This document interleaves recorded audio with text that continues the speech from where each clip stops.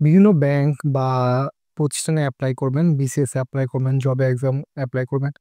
এখন বুঝছেন না যে কিভাবে এপ্লাই করবেন বা কিভাবে নিজের সিভিটা বানাবেন। তাইলে এই ভিডিওটি আপনার জন্য। শুরু থেকে শেষ পর্যন্ত দেখতে থাকুন, তাইলে খুব ভালো একটা আইডিয়া পাবেন যে আপনি কিভাবে একটা সিভি বানাতে পারেন, এবং আমি অবশ্যই চেষ্টা করব সাথে একটা ডেমো সিভি এড করার জন্য।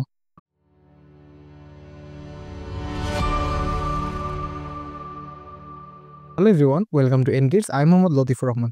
আজকে আমরা মূলত কথা বলবো যে কিভাবে আপনি একটা সিভি প্রস্তুত করতে পারেন, যা দিয়ে আপনি বিভিন্ন সরকারি পরীক্ষাগুলোতে অ্যাপ্লাই করতে পারবেন, এবং কি কি জিনিস আপনার অবশ্যই করণীয় এবং কি কি জিনিস আপনার করণীয় না। তো চলেন দেরি না করে শুরু করে ফেলি। নাম্বার ওয়ান, যে জিনিসটা আপনাকে অবশ্যই করতে হবে সেটা হলো আপনার একটা ছবি তুলবেন।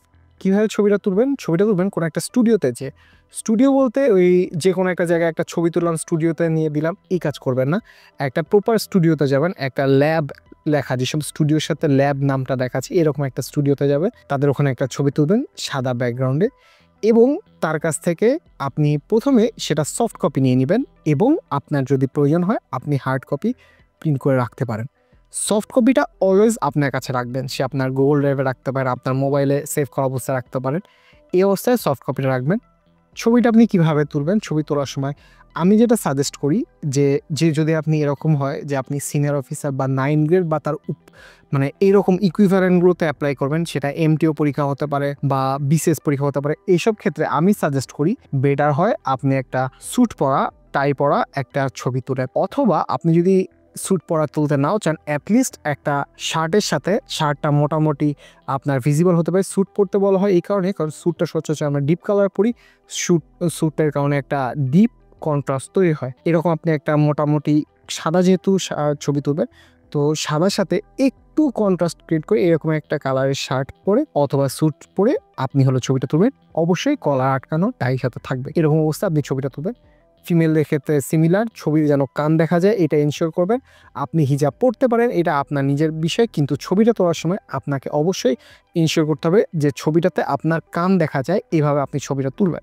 সেক্ষেত্রে আপনার ওই ছবিটা তোলার জন্য ওই সময় মাথায় ওড়না দেওয়া বা এটা না করাটা বেটার হবে। চশমা আপনি সচরাচর চেষ্টা করবেন চশমা না পরে ছবিটা তোলার, কারণ আপনাকে যদি সে দেখতে চায়, সে চশমাটা খুলে দেখতে পারে, এবং চশমার কারণে একটা চোখে গ্লেয়ার তৈরি হয়।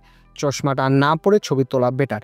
সিমিলার কথা, ছবিটা তোলার সাথে সাথে আগে সফট কপিটা আপনার কাছে রাখবেন, এবং হার্ড কপি আপনি রাখতে পারেন। সেকেন্ড যে কাজটা করবেন, আপনার যাবতীয় সার্টিফিকেট আছে সবগুলোকে স্ক্যান করে আপনার কাছে রেখে দেবেন আপনার একটা ড্রাইভে। যার ফলে কি হবে, পরবর্তীতে কোনো দিন কোনো এক জায়গায় আপনার কোনো একটা সার্টিফিকেট প্রয়োজন হলো, আপনার সেটা ফোন করে ওই সার্টিফিকেটের ছবি তুলে এরকম করার কোনো দরকার পড়বে না। অবশ্যই মোবাইলে স্ক্যান করবেন না, আপনি প্রপার একটা স্ক্যানারে স্ক্যান করবেন, স্ক্যান করে আপনার কাছে ডক ফরম্যাটে রেখে দিবেন। এবার আসি যে সিভি তৈরি করার জন্য কি করতে হবে। প্রথমে আসি, যদি আপনি গভর্নমেন্ট ব্যাঙ্কগুলোতে অ্যাপ্লাই করেন বা ব্যাংকার সিলেকশন কমিটির এই ওয়েবসাইট থেকে আপনি অ্যাপ্লাই করেন, এই ক্ষেত্রে অথবা আপনি বিসিএস এ অ্যাপ্লাই করেন, আপনার নাম, পিতার নাম, মাতার নাম যা যা আছে হুবহু আপনার নিজের এনআইডি কার্ডের অনুরূপ হতে হবে। কোনোটাতে একটা দাড়ি কমা কিছুই আলাদা হতে পারবে না। স্থায়ী ঠিকানা সচরাচর আমাদের এনআইডিতে লেখা থাকে না। এক্ষেত্রে দেখা যায় যে স্থায়ী ঠিকানাটা আপনি যেখানে দিতে প্রেফার করবেন, অবশ্যই এমন কোনো জায়গা হবে না যেখানে গেলে আপনাকে পাওয়া যাবে না। এমন কোনো জায়গা হবে যেখানে আপনাকে বাই নেম মানুষ চিনবে, এরকম দেখে আপনি একটা স্থায়ী ঠিকানা দিতে পারেন। অবশ্যই আপনাকে মাথায় রাখতে হবে, স্থায়ী ঠিকানা বা বর্তমান ঠিকানা দেওয়ার সময় আপনি যদি হলে থাকেন, তাইলে হলের অ্যাড্রেসটা না দেওয়াটা বেটার, কারণ আপনাকে আবার হলে যে তাকে খুঁজে আনতে হবে। তো এর চেয়ে বেটার হয় আপনি আপনার এমন কোনো জায়গা দেওয়া যেখানে আপনাকে গেলে খুঁজে পাবে। এইগুলো আপনি যদি ফিল আপ করেন, বাংলা ইংরেজি দুটাই এক্স্যাক্ট আপনার এনআইডিতে যেরকম আছে ঠিক সেরকমভাবে ফিল আপ করবেন, এটাতে কোনো দ্বিধা করা যাবে না। এরপরে থাকবে আপনার যোগ্যতা, শিক্ষাগত যোগ্যতার এইসব ফরম্যাটে আপনার যেখানে যেটা দেওয়া আছে, অর্থাৎ এসএসসি, এইচএসসি এবং আপনার ব্যাচেলার্স, মাস্টার্স, আপনি অবশ্যই সাবজেক্টটা প্রপারলি সিলেক্ট করবেন, কারণ এসব ক্ষেত্রে সাবজেক্টের উপর আপনি অ্যাপ্লিকেশনটা করতে পারবেন কি পারবেন না, বা কোন ক্যাডারে অ্যাপ্লাই করতে পারবেন সেটা খুব বেশি ডিপেন্ড করে। এটা খুব সাবধানতার সাথে এক্স্যাক্ট মিলিয়ে তারপরে নেবেন। যদি না মিলে ওই মুহূর্তে আপনার অ্যাপ্লাই করার দরকার নেই, আপনি পরবর্তীতে অ্যাপ্লাই করুন। অবশ্যই মাথা রাখবেন, এইসব অ্যাপ্লিকেশনের জন্য আমি সচরাচর সাজেস্ট করি নিজের কম্পিউটারে অ্যাপ্লাই করেন। এর ফলে কি হবে, আপনার কাছে যদি কোনো ডাটা, ধরেন যে আইডি, পাসওয়ার্ড তারা ওই মুহূর্তে দেয়, আপনার কাছে সেভ অবস্থায় আপনার পিসিতে থাকবে।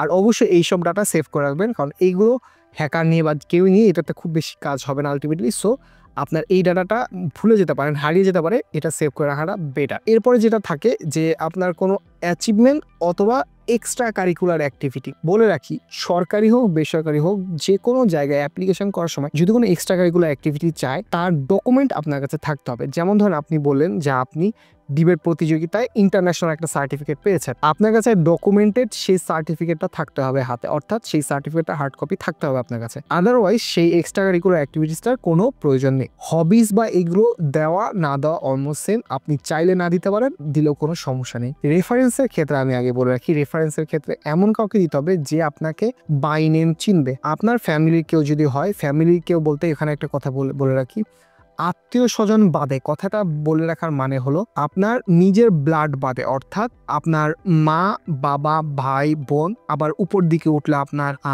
দাদা দাদি, আপনার চাচা ফুপু, আবার এদিকে আসলে মামা খালা, এইটা বাদে যারা, তারা হলো আপনার মানে ব্লাড রিলেটেড না যারা, তারা হলো আপনার আত্মীয় স্বজনের আন্ডারে পড়বে না। অর্থাৎ যদি আপনার দুঃসম্পর্কে চাচাতো ভাই হয় যে আপনাকে খুব ভালো করে চিনবে, সে অ্যালাউড এই জায়গায় আপনি তার নাম রেফারেন্সে দিতে পারেন। এবং অবশ্যই এমন কাউকে দেওয়ার চেষ্টা করবেন যে আপনাকে, যার কাছে আপনার নাম যে জিজ্ঞেস করলে সে ভুলে যাবে না বা বুঝবে না যে এটা কে হতে পারে। অথবা যদি সে ভুলে যাওয়ার চান্স থাকেও, অবশ্যই যদি আপনি সেখানে সিলেক্টেড হন, রেফারেন্স ভেরিফিকেশনের কোশ্চেন আসে, অবশ্যই তাকে একবার জানিয়ে দেবেন যে আমি আপনার নাম রেফারেন্সে দিয়েছি। আর হ্যাঁ, রেফারেন্সের নাম দেওয়ার আগে অবশ্যই তাকে জিজ্ঞেস করে নেওয়াটা একটা পোলাইটনেস, অবশ্যই আপনি তাকে জিজ্ঞেস করে নেবেন। এরপরে আসি এক্সট্রা কারিকুলার এগুলো দেওয়ার পরে অ্যাপ্লিকেশনটা মোটামুটি করার পর আপনার যে অ্যাপ্লিকেশন কপিটা সাবমিট দেওয়ার আগে 3-4 বার চেক করে নেবেন কোনো ভুল আছে নাকি, কারণ এগুলো একবার সাবমিট দিয়ে দেওয়ার পর চেঞ্জ করাটা খুব টাফ হয়ে দাঁড়ায়। এবার আসি যে আপনি যদি এরকম না হয়, আপনি যদি কোনো প্রাইভেট জবে অ্যাপ্লাই করেন বা ধরেন যে প্রাইভেট জবের জন্য কোনো সিভি তৈরি করেন, সেক্ষেত্রে আপনি কি করবেন? এই যে ফর্মাল ছবিটা বললাম, আপনি এরকম করে একটা স্যুট বা মেয়েদের যেটা পরে আপনি যে ছবি দিয়েছেন, এই ছবিটাই আপনার বেশিরভাগ ফর্মাল সিভিতে অ্যাড করার চেষ্টা করবেন। হ্যাঁ, আপনি যদি একটু সিনিয়র হন, আপনি যখন দেখা যাচ্ছে যে একটু এক্সপিরিয়েন্স সহকারে অ্যাপ্লাই করছেন, সেক্ষেত্রে আপনি কিছুটা ক্যাজুয়াল, অর্থাৎ আপনি স্যুট পরে একটু বাঁকা হয়ে দাঁড়িয়ে বা যে কোনোভাবে ওইসব ছবি আপনি সেক্ষেত্রে দেওয়া যায়। কিন্তু কোনোভাবে কোনো সিভিতে সেলফি বা এমন কোনো ছবি দেওয়া যাবে না যেটা আরেকজন ফটোগ্রাফার তুলে দেয়নি। তাই এটা খুব ভালো করে মাথায় রাখুন, ক্রপ করে কোনো ছবি দিবেন না যেটা দেখে বাজে লাগে। সেম কথা, এই যদি আপনি সিভি বানান, সেই সিভি তো আপনার এনআইডিতে যা যা আছে এক্স্যাক্ট তার বাইরে কোনো ওয়ার্ড লিখবেন না, এটা একটা ইম্পর্টেন্ট জিনিস। আপনার এইচএসসি, এসএসসি, অনার্স, মাস্টার্স তিনটা কোন প্রতিষ্ঠান থেকে, কোন সাবজেক্টে, এবং আপনার রেজাল্টটা অবশ্যই মেনশন করবেন, এটা বাদ দেওয়া যাবে না। আমরা অনেক ক্ষেত্রে, বিশেষ করে আমি বুয়েটের স্টুডেন্টদের দেখেছি যে অনেক ক্ষেত্রেই অনার্সের রেজাল্টটা দিতে খুব বেশি স্বাচ্ছন্দ্য বোধ করে না। হ্যাঁ, আমরা আমাদের বন্ধু বান্ধবের সামনে এটা শেয়ার করতে স্বাচ্ছন্দ্য বোধ করি না, কিন্তু এই ক্ষেত্রে আপনার দিয়ে সিভিটা বানানো অবশ্যই উচিত। আচ্ছা, এবার হলো আপনি যখন ফর্মাল সিভি বানাচ্ছেন, সচরাচর এটা যদি এরকম হয় যে এটার সাথে আপনার রিসার্চ রিলেটেড, অর্থাৎ আপনি হয়তো অনার্সে 2-3টা পেপার আছে যে পেপারগুলো এই চাকরির সাথে রিলেটেড, তখন অবশ্যই দিবেন। অর্থাৎ যেই চাকরিতে আপনি নিজেও রিসার্চার হিসেবে অ্যাপ্লাই করছেন, অথবা এরকম কোনো পোস্ট যেখানে ম্যানেজারিয়াল টাস্ক খুব বেশি নাই, সেসব পোস্টের ক্ষেত্রে আপনার রিসার্চগুলো অ্যাড করতে পারেন। এইসব ক্ষেত্রে আপনি আপনার রেফারেন্স হিসেবে আপনার ইউনিভার্সিটি টিচার বা যাদের সাথে খুব ভালো পরিচয় আছে তাকে অ্যাড করতে পারেন। এইটা ছাড়া যদি আপনি এমন কোনো জবে অ্যাপ্লাই করেন যেসব জবে হয়তো ম্যানেজারিয়াল টাস্কটা বেশি ইম্পর্টেন্ট বা আপনার রিসার্চ যেই ক্যাপাবিলিটি আছে সেটা ততটা বেশি ইম্পর্টেন্ট না, সেক্ষেত্রে রিসার্চ পেপার বা এগুলো দেওয়াটা খুব বেশি জরুরি না। আপনার সেলফ বায়ো এই জিনিসটা খুব বেশি ভ্যালু অ্যাড করে না, সো এটা দেওয়ার কোনো মানে নেই। আপনার দরকার যে আপনার ল্যাঙ্গুয়েজ প্রফিসিয়েন্সি, আপনার ইংলিশে অবশ্যই দক্ষতা হবে। আপনি যে চাকরিতে অ্যাপ্লাই করেন না কেন, আপনার ইংলিশের দক্ষতাটা বেশ ভালো হতে হবে। তাই আপনি যদি মনে করেন যে আমি সিভি ভারী করব, তো সিভি ভারী করার আগে নিজেকে ভারী করুন, অর্থাৎ আপনার ইংলিশ বলার দক্ষতাটা বেশ বাড়াতে হবে। সেক্ষেত্রে আপনাকে বেশ ভালো একটা ফোকাস দিতে হবে। এইগুলো শেষে আপনি যখন রেফারেন্স দিবেন, অবশ্যই সিভিতে রেফারেন্স দেওয়া উচিত। এখন এই জায়গায় খুব বেশি একটা ট্রিকি জিনিস, আপনি একটা প্রাইভেট জবের জন্য সিভি বানাচ্ছেন, হয়তো আপনি একটা এনার্জি রিলেটেড বা পাওয়ার সেক্টরের কোনো একটা জবের জন্য আপনি সিভি বানাচ্ছেন। এক্ষেত্রে আপনাকে অবশ্যই মাথায় রাখতে হবে আপনি এমনই কাউকে রেফারেন্স দেন যার নামটা এই সেক্টরের সাথে রিলেভেন্ট। আপনি একটা ব্যাংকের জন্য সিভি বানাচ্ছেন, আপনি কোনো ব্যাংকারের রেফারেন্সটা দেন। আপনি কোনো গভর্নমেন্ট জবের জন্য অ্যাপ্লাই করছেন, অবশ্যই গভর্নমেন্টের কেউ আছে এরকম কারো রেফারেন্স দেন। এভাবে আপনার রেফারেন্সটা সাজান, একটা গড় রেফারেন্স দিয়ে সব জায়গায় দিবেন না, তাইলে জিনিসটা খুব বেশি এফেক্টিভ হবে না। সর্বশেষে বলে রাখি, সিভি যখন প্রস্তুত করবেন, সচরাচর বাংলাদেশের বেশিরভাগ জায়গায় সিভিটা খুব ফরম্যাটেড থাকে। সিভি 1 পৃষ্ঠার বেশি, 2য় পৃষ্ঠায় না যাওয়ার চেষ্টা করবেন। অর্থাৎ আপনার পৃষ্ঠাটা প্রিন্ট দিলে একটা পৃষ্ঠার ভেতরে আপনার সব ডিটেল থাকবে, এভাবে প্রিন্ট দিবেন। এটা ছাড়া আপনার যদি কোনো পাস্ট এক্সপিরিয়েন্স থাকে, জব এক্সপিরিয়েন্স, সবার আগে পাস্ট জব এক্সপিরিয়েন্স দেন এডুকেশনাল ব্যাকগ্রাউন্ড। আপনার যদি পাস্ট জব এক্সপিরিয়েন্স না থাকে সেক্ষেত্রে আগে এডুকেশনাল ব্যাকগ্রাউন্ড, দেন আপনার যদি অন্যান্য এক্সট্রা কারিকুলার অ্যাক্টিভিটিস থাকে, আপনার রিসার্চ থাকে, আপনার কোনো ইন্টার্নশিপ সার্টিফিকেট থাকে, এইগুলো আপনি সেখানে অ্যাড করতে পারেন। এটা ছাড়া আমি যদি আবার বলে রাখি, কালারফুল করার ক্ষেত্রে সিভি অবশ্যই এনশিওর করবেন যে সিভিটা ব্ল্যাক অ্যান্ড হোয়াইটে যদি প্রিন্ট দেওয়া হয় খুব সুন্দরভাবে বোঝা যাবে, কারণ বাংলাদেশের বেশিরভাগ সিভি প্রিন্ট দেওয়া হয় ব্ল্যাক অ্যান্ড হোয়াইট প্রিন্টারে। আপনার সিভি যদি এমন হয় যে আপনি কালারিং করতে যে এমন হয়ে গেছে যে সিভিটা প্রিন্ট দিলে পুরো পেজটাই কালো হয়ে আসছে, অথবা সিভিটা প্রিন্ট দিলে লেখাটা ঝাপসা হয়ে আসছে, সেই সিভিটাকে খুব বেশি ফর্মালি তারা নেবে না। অর্থাৎ আপনার সিভিটা কন্ট্রাস্টি এবং সিঙ্গেল কালার, অর্থাৎ আপনি কালো কালার, সাদা কালার এটা ফলো করতে পারেন, অথবা ডিপ নেভি ব্লু কালার, খুবই লাইট নেভি ব্লু কালার, যাতে আপনার প্রিন্ট দিলে এটাকে কালো আর ওটা সাদা এরকম মনে হয়। এইভাবে করে আপনার সিভিটাকে সাজাতে পারেন। হ্যাঁ, অনেক ক্ষেত্রেই সিভিটাকে আগে একটা কম্পিউটার প্রসেসে, অর্থাৎ আগে কম্পিউটারে দেখে দেন তারপর সাবমিট করা হয় আর প্রিন্ট দেওয়া হয়, আমি জানি এটা। এরপরেও আমি সাজেস্ট করব যে অবশ্যই আপনার সিভিটা যখন সাজাবেন এটা এনশিওর করতে হবে যে আপনার প্রিন্টের কালারটা যেন সাদা কালোতে সুন্দর দেখান। এবার আমি একটা কথা বলে রাখি, আপনি যদি এরা বিশেষ করে, যেহেতু আমার দর্শকদের একটা বড় পার্ট ইঞ্জিনিয়ার বা এডুকেশনালের দিক দিয়ে বেশি হ্যাভি এইসব দর্শক আছে, আপনার রিসার্চের সাথে যদি রিলেটেড না হয়, বিশেষ করে যদি আপনি ব্যাংক বা এইসব জায়গায় অ্যাপ্লাই করেন যেটার সাথে হয়তো আপনি ফাইন্যান্স, অ্যাকাউন্টিং বা ম্যানেজমেন্ট এগুলোতে না, এগুলো রিসার্চ অবশ্যই ব্যাংকিংয়ের সাথে জড়িত, কিন্তু যদি এরকম না হয় তাহলে আপনার রিসার্চের দিকে ফোকাসটা অবশ্যই কমিয়ে দেবেন, কারণ তা দেখে দর্শক বা যে আপনার সিভিটা চেক করবে তার মনে হবে যে এই ছেলেকে এখানে নিলে সে দুদিন পর দেশের বাইরে চলে যাবে, এবং এটা হয়।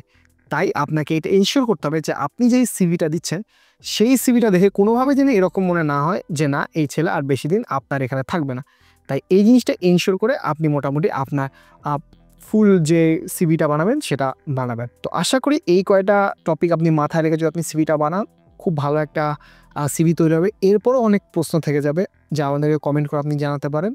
আর হ্যাঁ, একটা কথা বলতে আমি ভুলে গেছি, অনেক সিভিতে দেখি যে তার স্পেসিফিক কোনো একটা ব্র্যান্ড যদি তার আন্ডারে থাকে তো পুরা সিভিটাকে সেই ব্র্যান্ডের মতো বানায় ফেলে। অর্থাৎ কারো হয়তো বুয়েট এটা একটা বড় ব্র্যান্ড, তার জন্য হয়তো কারোর জন্য ঢাকা ভার্সিটি তার জন্য একটা বড় ব্র্যান্ড, অথবা কারোর জন্য হয়তো সে 5টা একটা জায়গায় জব করেছে, হয়তো সেটা হতে পারে মাল্টিন্যাশনাল কোনো কোম্পানি, ব্যাট, কোক, যে কোনো একটা কোম্পানিতে সে জব করেছে, এটা তার জন্য খুব বড় একটা ইম্পর্টেন্ট ইস্যু।